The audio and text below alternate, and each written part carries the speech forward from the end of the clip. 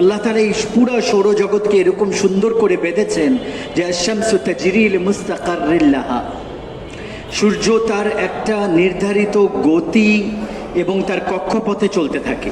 কেন? যে যালিকা তাকদীরুল আজিজুল আলিম, যে অনেক শক্তিধর বড় ইলমওয়ালার বানায়া হুয়া এই ব্যবস্থাপনা। ওই সময়ের 1 সেকেন্ডের 1000 ভাগের 1 ভাগ পরিমাণ সময় যদি সে আগে উদিত হয়, কথা বুঝে আসতেছে আমার? অথবা ডোবার সময় যদি সে 1 সেকেন্ডের 1000 ভাগের 1 ভাগ সময়ের আগে পরে সে ডুবে, তাহলে এর দ্বারা কি হবে? আমি সময়ের যে পরিমাপ কত সংক্ষিপ্ত বললাম, 1 সেকেন্ড না 1 সেকেন্ডের 1000 ভাগের 1 ভাগ, এটা তো আমরা বুঝতেও পারি না। কিন্তু এই ব্যবস্থাপনা আল্লাহ তাআলার এত সূক্ষ্ম, যদি এর মধ্যে এতটুকু সময় পরিমাণ উপরে নিচে হয়ে যাবে, তাহলে কয়েক সপ্তাহের মধ্যে আমাদের সমস্ত সৌরগ্রহ সব আপোষে বাড়ি খেয়ে সব ধ্বংস হয়ে যাবে, সব ধ্বংস হয়ে যাবে কয়েক সপ্তাহের মধ্যে। আল্লাহ তাআলা এই পুরো সৌরজগৎকে এরকম সুন্দর করে বেঁধেছেন যে আশ-শামসু তাজরি লিমুস্তাকাররিল লাহা, সূর্য তার একটা নির্ধারিত গতি এবং তার কক্ষপথে চলতে থাকে। কেন? যে যালিকা তাকদীরুল আজিজুল আলিম, যে অনেক শক্তিধর বড় ইলমওয়ালার বানায়া হুয়া এই ব্যবস্থাপনা।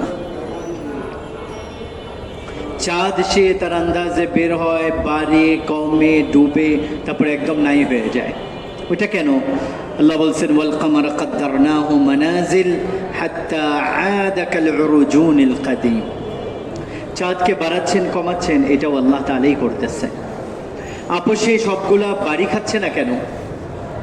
লাশ-শামসু ইয়ানবাগি লাহা আন তুদরিকাল কামার ওয়ালাল লাইলু সাবিকুন নাহার ওয়া কুল্লুন ফি ফালাকিন ইয়াসবাহুন। এর পিছনে আল্লাহ তাবারক ওয়া তাআলার একটা ফয়সলা আছে, ওনার তদবির এবং ব্যবস্থাপনা আছে, যার কারণে সূর্য চাঁদের থেকে আগে যেতে পারে না, দিন রাতের থেকে আগে বাড়তে পারে না, সব নিজের নিজের কক্ষপথের মধ্যে এগুলো ঘুরতেছে। আর এটা এত সূক্ষ্ম বিষয় যেটা আমি এখনই আপনাকে বললাম। আচ্ছা, প্রথম যে একটা ধামাকা হয়েছিল যেটাকে বিগ ব্যাং বলে, কোরআনে আল্লাহ তাআলা এদিকে ইশারা করেছেন কানাতা রাতকান ফাফাতাকনাহুমা। এটা ইশারাতুন নাস, এটা তরজমা না। এই আয়াতের মধ্যে ইশারা পাওয়া যায় বিগ ব্যাং এর ব্যাপারে। কোরআন সায়েন্সকে প্রমাণ করার জন্য আসে নাই, কারণ সায়েন্স তো কালকে পরিবর্তন হয়ে যাবে, কোরআন তো অপরিবর্তনযোগ্য। এই জন্য এই আয়াতের তর্জমা না, এটা এই আয়াতের মধ্যে ইশারা আছে যে 1924 সালে প্রথম পৃথিবীর সায়েন্টিস্টরা এটা জানতে পারছে এই জগৎ একটা ধামাকার থেকে সৃষ্টি হয়েছে, আর এটা ছড়াচ্ছে, এখনো ছড়াচ্ছে, এটা কিয়ামত পর্যন্ত ছড়াতে থাকবে।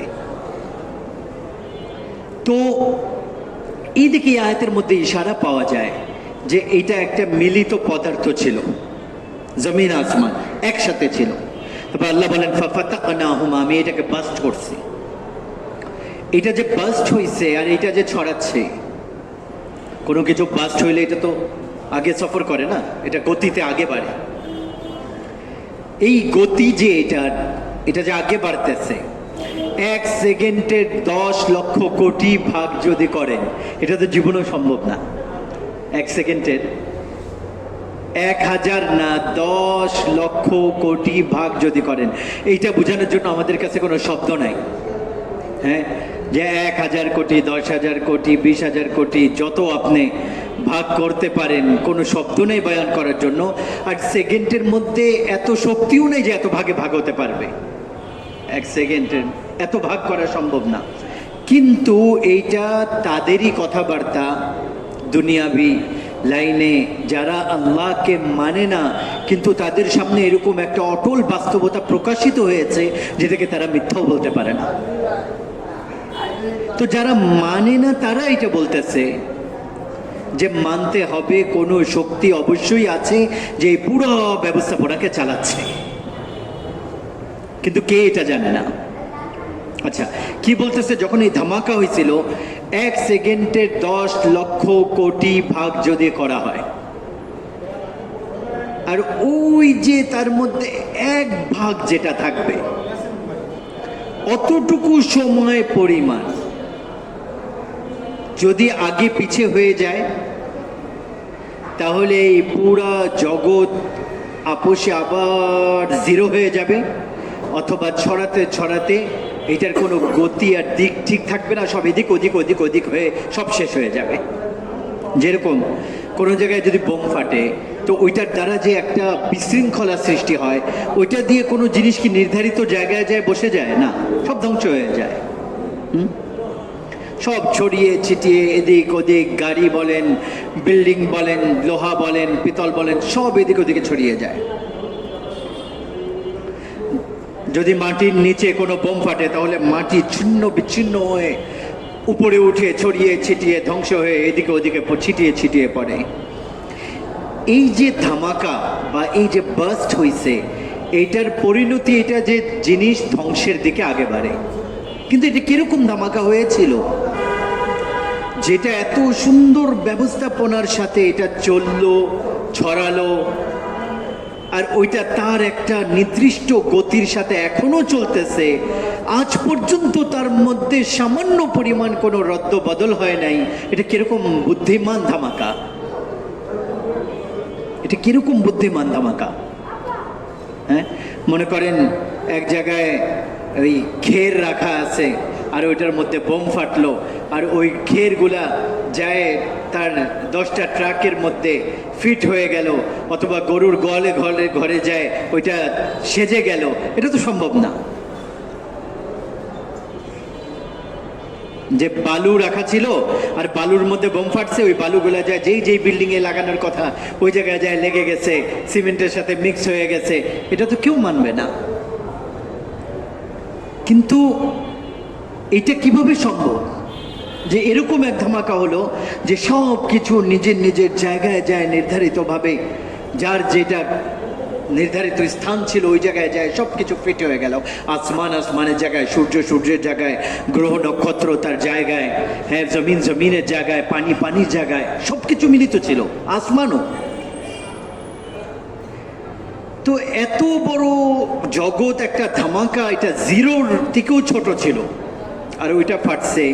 তো এইটা কিভাবে কেউ মেনে নিতে পারে যে এই ধামাকার ব্রেন ছিল, ওই নক্ষত্রর ব্রেন ছিল, ওই মহাশূন্যর ব্রেন ছিল, যে এই সব কিছুকে এত জবরদস্ত সুন্দর একটা ব্যবস্থাপনার মধ্যে তাদেরকে বেঁধে রেখেছে, যে 1 সেকেন্ডে 10 লক্ষ কোটি ভাগ যদি করা হয়, ওই 1 ভাগ পরিমাণ কোনো জিনিস যদি আগে পিছে হয়ে যেত, এই পুরা জগৎ ধ্বংস হয়ে যেত, দরহম বরহম হয়ে যেত। তো এই পুরা জগতের কানুনকে আমি এত কথা কেন বললাম, বোঝার জন্য যে এই পুরা জগতের ব্যবস্থাপনার নাম দিয়েছেন আল্লাহ তাআলা, ওইটার নাম কি? ইসলাম। ওয়ালাহু আসলামা মান ফিস সামাওয়াতি ওয়াল আরদি তাওআন আও কারহান। আল্লাহ বলেন, দেখো এই পুরা দুনিয়ার মানুষ, দেখো এ বাংলাদেশের মানুষ, তোমরা আমার দিন ছেড়ে নিজের পদ্ধতি অনুযায়ী চলতেছো। তোমরা দেখো না যে পুরা জগৎ মুসলমান হয়ে গেছে? আসলামা মান ফিস সামাওয়াতি ওয়াল আরদ, পুরা জগৎ ইসলাম নিয়ে আসছে। তো ইসলামকে আল্লাহ তাআলা আনুগত্যতার মানের মধ্যে বলছেন এখানে। ইসলাম ওই তরিকায় জিন্দেগি, যে এত বড় জগৎকে যে চলার, একদম সঠিকভাবে চলার শক্তি রাখে। ইসলাম ওই জীবন চলার পদ্ধতি, যে কোটি কোটি বিলিয়ন ট্রিলিয়ন গ্রহ নক্ষত্রকে, আর যত, হ্যাঁ, যত নক্ষত্র আছে, আর যত সূর্য আছে, আর যত এরকম আরো কোটি কোটি যত পৃথিবী আছে, এগুলাকে একটা ব্যবস্থাপনার মধ্যে চালাচ্ছে। আচ্ছা, যখন এটা ধামাকা হয়, কিছু বাস্ট করে, তো ওইটার মধ্যে 2টা শক্তি তৈরি হয়। একটা হচ্ছে গতি, আরেকটা হচ্ছে কাশিশ, টেনে ধরে রাখে চুম্বকের মতো। এই 2টার মধ্যে আল্লাহ তাআলা এরকম একটা পরিমাপ রাখছে, যদি এর মধ্যে চুম্বকীয় আকর্ষণ বেড়ে যেত সামান্য পরিমাণ, তাহলে জিনিস যখন এটা ছড়ানো শুরু করছে, তো ওইটার চুম্বকীয় আকর্ষণে ওইটা আবার জিরো করে ফেলতো সব।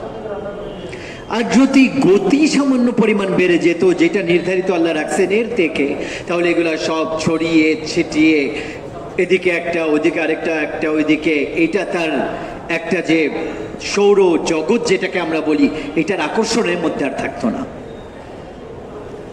তো আল্লাহ তাআলা এটাকে এরকম একটা ব্যবস্থাপনার মধ্যে, এরকম একটা নিজামের মধ্যে আল্লাহ তাআলা বেঁধে দিয়েছেন যে এটা জিরো হয়ে যায় না, আর এটার গতি বেশি হওয়ার কারণে এগুলো ছড়িয়েও ছিটিয়েও যায় না। এটাকে সুন্দর ব্যবস্থাপনার মধ্যে চালানো শুধু আল্লাহ তাআলারই কাজ।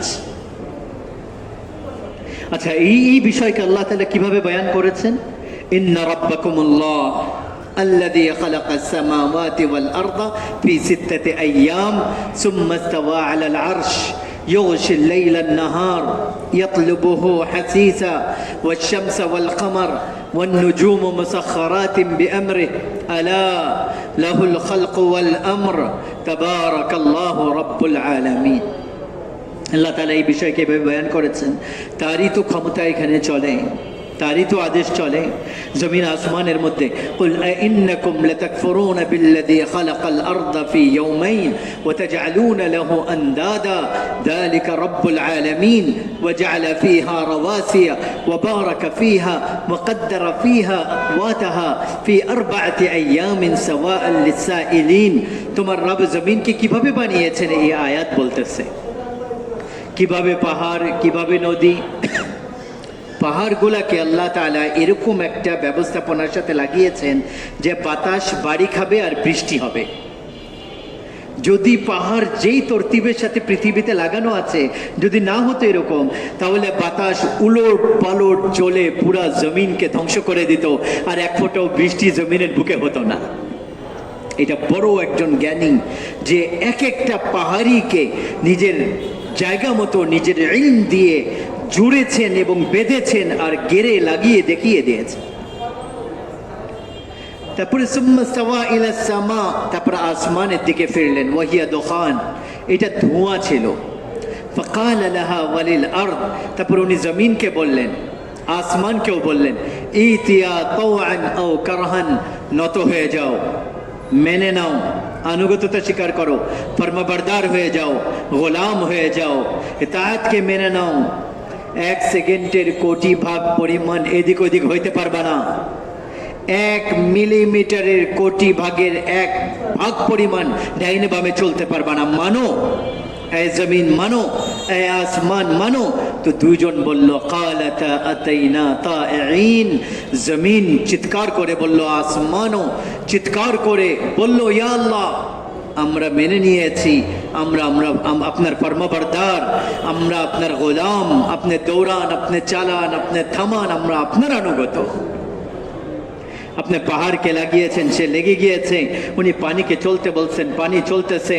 উনি বাতাসকে কোনো জায়গায় ঠান্ডা বানাচ্ছেন, ওই জায়গায় ঠান্ডা হয়ে চলতেছে। কোনো জায়গায় গরম হয়ে চালাচ্ছেন, ওই জায়গায় গরম হয়ে চলতেছে। কোনো জায়গায় তুফান হয়ে চালাচ্ছেন, ওই জায়গায় আযাব হয়ে চলতেছে।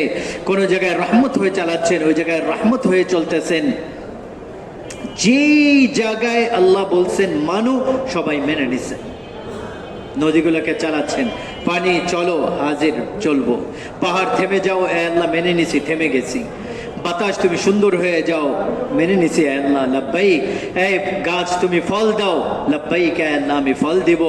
হ্যাঁ, এ আম, তোমার মধ্যে থেকে কোনোদিন পেয়ারা বের হবে না, লাব্বাইক, এ আল্লাহ আমি মেনে নিয়েছি। এই আঙ্গুর, তোমার মধ্যে থেকে কোনোদিন কলা বের হবে না, লাব্বাইক। আল্লাহ দেখেন তো আমাদের রবের ব্যবস্থাপনা, যে পুরা জগতের মধ্যে, আসমান জমিনে বাহর বারের মধ্যে, যে জঙ্গলে এবং জঙ্গলে এবং দুনিয়াতে এবং সব জায়গায় আসমানে এবং জমিনে একইভাবে আল্লাহ তাআলার আদেশ মেনে চলতেছে। এর মধ্যে আল্লাহ তাআলা সামান্য পরিমাণ কোনো ভুল করেন না, ভয় পান না, হয়রান হন না, পেরেশান হন না। উনি হয়রান হয়ে রেস্ট রুমে যান না। যে ওই যে অফিসারদের না গেলে দেখবেন অফিসে তাদের পিছনে একটা রুম থাকে, ওই জায়গায় এসে রেস্ট নেয়, কোনো কাজ করে না, তারপরে ওইখানে যায় রেস্ট নিতে থাকে। আর আল্লাহ তাআলা সব কিছু করতেছেন, ঝিমান না, ভয় করেন না, গাফেল না, জাহিল না, আজিজ না, হয়রান হন না, অপারগ হন না। সবার উপর একই সাথে সবার উপর ক্ষমতা রেখেছেন। দেখেন না, আল্লাহ তাআলা যখন কাককে কালো রং দিতেছেন, ওই একই সময় কবুতরকে সাদা রং দিতেছেন। ওই একই সময় আল্লাহ তাবারক ওয়া তাআলা মুরগির উপর বিভিন্ন ধরনের রং দিতেছেন। ওই সময় একই সময় আল্লাহ তাবারক ওয়া তাআলা ময়ূরকে আলাদা আলাদা তার আজীব ধরনের তার শরীরের মধ্যে আল্লাহ তাআলা প্রিন্ট করতেছেন আর তাকে হুসন জামাল দিয়ে তাকে সুন্দর বানাচ্ছেন। ওই একই সময় আল্লাহ তাআলা কুমিরকে ভয়ঙ্কর আকৃতি দিতেছেন, আর ওই সময় আল্লাহ তাবারক ওয়া তাআলা রাজহাঁসকে লম্বা গলা দিয়ে আর তাকে অহংকার শেখাচ্ছেন। ওই একই সময় হাতির মতো বদসুরত জানোয়ার আল্লাহ তাআলা বানাচ্ছেন। ওই একই সময় বুলবুলের মতো সুন্দর পাখি বানাচ্ছেন আর তাকে আওয়াজ দিতেছেন। আর ওই একই সময় আল্লাহ তাবারক ওয়া তাআলা ওই একই সময় গাধার মতো এরকম বেওকুফ জানোয়ার বানাচ্ছেন। ওই একই সময় ঘোড়ার মতো অহংকারপূর্ণ হাসিন সুন্দর এরকম আল্লাহ তাবারক ওয়া তাআলা ঘোড়া বানাচ্ছেন।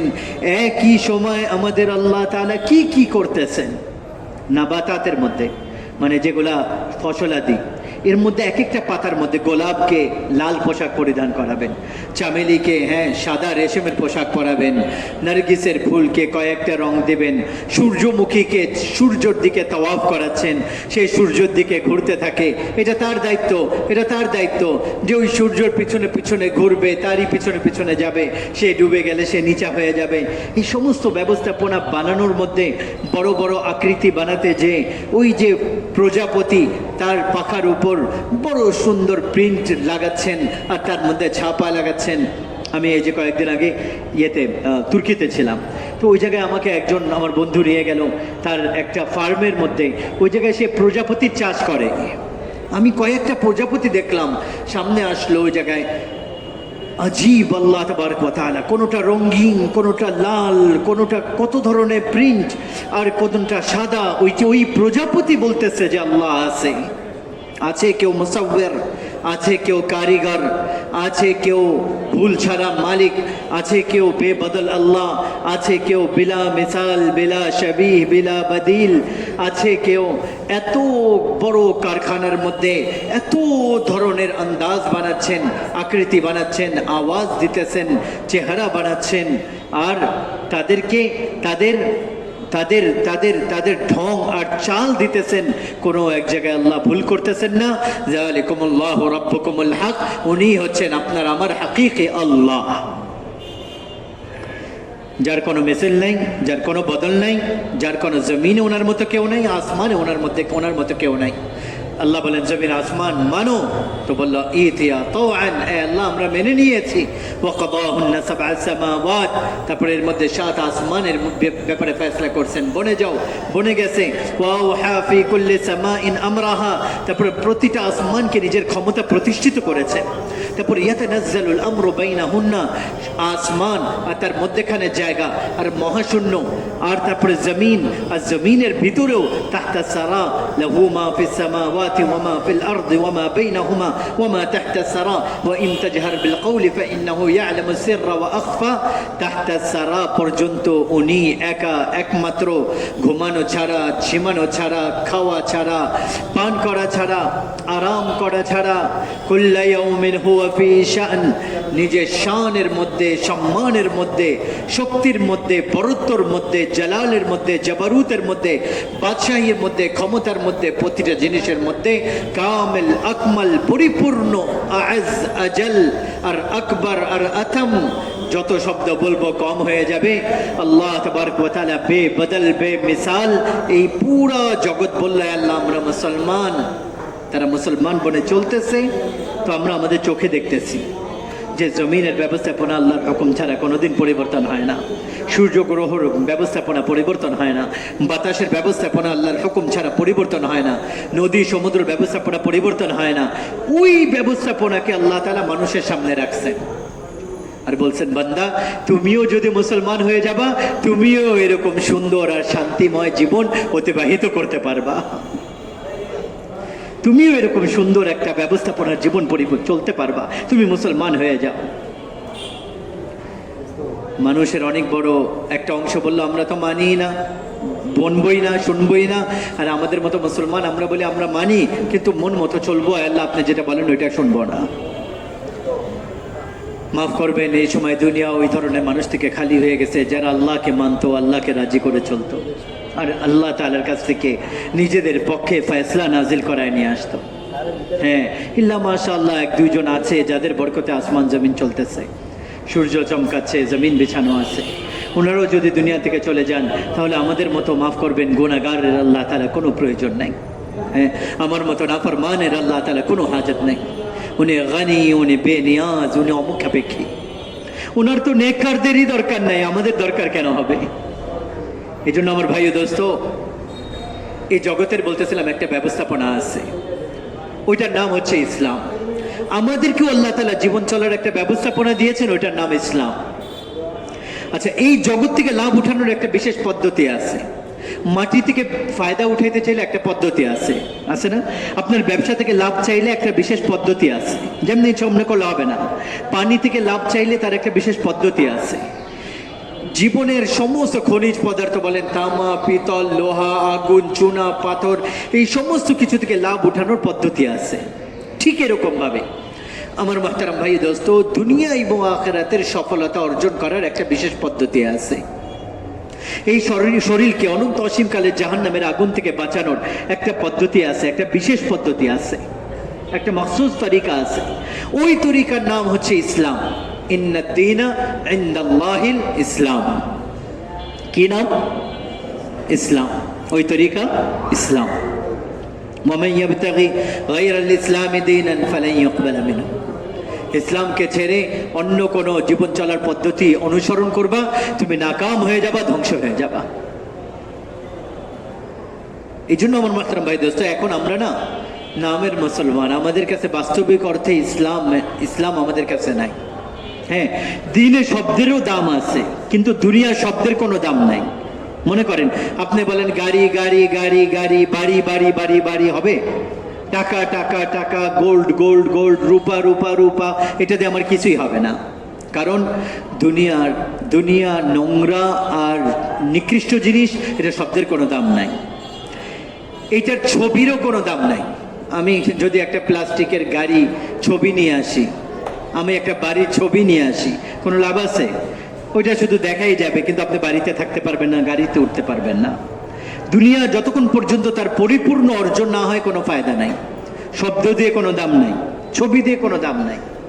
হ্যাঁ, আসল গাড়ি নিয়ে আসেন, আসল বাড়ি নিয়ে আসেন, 20 লাখ, 1 কোটি, 10 কোটি, ওইটা আপনাকে থাকতেও দিবে, গন্তব্যস্থলেও পৌঁছাবে। কিন্তু দিন অনেক শক্তিশালী জিনিস, এটা শব্দেরও দাম আছে, এটার আকৃতিরও দাম আছে, এটার বাস্তবতার তো দাম আছে। শব্দের মধ্যে এরকম শক্তি যে লা তাকুমু সাআতা হাত্তা ইয়াকালা আলা ওয়াজহিল আরদি আল্লাহ আল্লাহ, শব্দের শক্তি, শুধু শব্দের শক্তি বলতেছে। এই আসমানের ছাদ কত বড় কেউ জানে না, জমিন কত চওড়া, গ্রহ নক্ষত্র কত সূক্ষ্ম এবং কত প্রশস্ত। আল্লাহ নবী বলেছেন, যতক্ষণ পর্যন্ত এক ব্যক্তি জমিনের বুকে আল্লাহ আল্লাহ বলনেওয়ালা থাকবে, না জমিন ফাটবে, না আসমান ভাঙবে, না পাহাড় কাঁপবে, না সমুদ্রের মধ্যে আগুন লাগবে, না নদী শুকিয়ে যাবে, না সূর্য নিভবে, না গ্রহ নক্ষত্র ছুটে ছুটে পড়বে, বরং পুরো জগতের ব্যবস্থাপনা চলতে থাকবে, কিয়ামত প্রতিষ্ঠিত হবে না যতক্ষণ পর্যন্ত একজন মুসলমান আল্লাহ বলনেওয়ালা থাকবে। এটা শুধু শব্দের শক্তি, শুধু শব্দ। ওই ব্যক্তি নামাজও পড়ে না, রোজাও রাখে না, শুধু আল্লাহ বলে। আচ্ছা, এইটার আকৃতিরও দাম আছে। এই যে আমরা নামাজ পড়ছি না, মাগরিব নামাজ, এটা বাস্তবিক অর্থে মাফ করেন নামাজ হয় নাই। সত্যিকার অর্থে নামাজ কোনটা? যে আকিমিস সালাতা লিযিকরি, যখন বান্দা বলবে আল্লাহু আকবার, আর তারপরে আল্লাহু আকবার থেকে সালাম ফেরা পর্যন্ত আল্লাহ ছাড়া তার নামাজের মধ্যে আর কারোর ধ্যান না আসে, এটা হচ্ছে সত্যিকারের নামাজ। আমাদের কাছে এখন সূরাতার নামাজ আছে, ছবির মতো নামাজ। হ্যাঁ, নামাজের মধ্যে আমাদের মন লাগে না, নামাজের মধ্যে আমাদের জান নাই। নামাজ আমাদেরকে গুনার কাছ থেকে বাধা দেয় না। সবার একই অবস্থা, ইল্লা মাশাআল্লাহ। হ্যাঁ, কিছু মানুষ তো এর থেকে ইস্তেসনা অবশ্যই আছে, কিন্তু হ্যাঁ, এই নামাজেরও ছবি, এই যে ছবিওয়ালা নামাজ বললাম না, আকৃতিগত নামাজ, গঠনওয়ালা নামাজ, এইটারও পাওয়ার আছে। যদি এই নামাজ আমরা পড়তে থাকবো, তাহলে না পড়ার যে আযাব জাহান্নামে, ওইটার থেকে বেঁচে যাব, ওইটা থেকে বেঁচে যাব। আর যদি 51% মুসলমান নামাজি হয়ে যায়, এরকমই নামাজ যেরকম পড়তেছে অজু করে ঠিকভাবে, কিন্তু 51% নামাজি তো আল্লাহ তাআলা নিজের পাওয়ার মুসলমানের পক্ষে চালায় দিবে, আর সম্মান মুসলমানের হাতে চলে আসবে।